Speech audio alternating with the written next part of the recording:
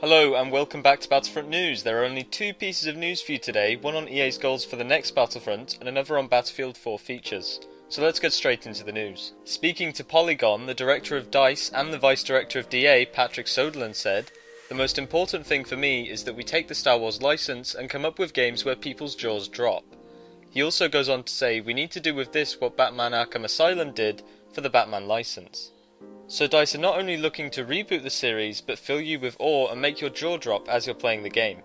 Now the most important part of this news comes when Patrick Soderlund clarifies a few things about the Battlefront series and the bumpy road that it has had.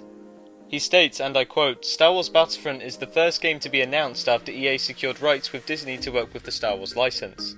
The Battlefront franchise is one of the more popular Star Wars game series, but it hit a stumbling block when Battlefront 3, well into development at Free Radical, was cancelled in 2008. The team at DICE will have access to this work. As many of us know, Free Radical were the development team that was working on Star Wars Battlefront 3 in 2008, until it was cancelled by LucasArts. Members of Free Radical after Free Radical went bankrupt leaked a video containing footage of the Battlefront 3 pre-alpha. This showed space-to-ground battles where you could pilot ships that spawned on the ground into a space battle above the map. It also showed new maps such as Coruscant City, a map that was shown in the pre-alpha, a wider variety of vehicles like the Millennium Falcon, and vastly improved visuals.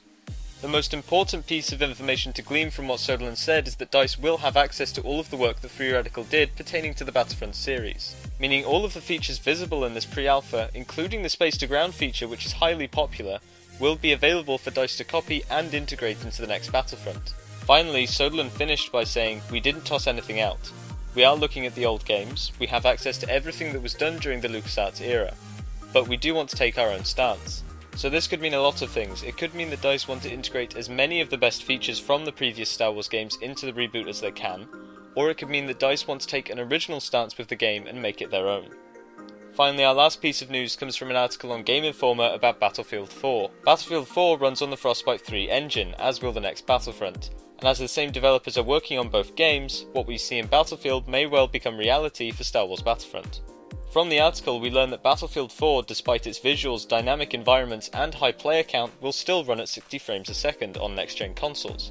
This probably means that given Battlefront will be running on the same hardware and in the same engine, it will also run at 60 FPS, which is great news for the Battlefront series. I'm afraid that's all the news for today. I cover all of the latest Battlefront news on my channel, so be sure to subscribe if you're interested. Thank you for watching, and I will see you in the next update.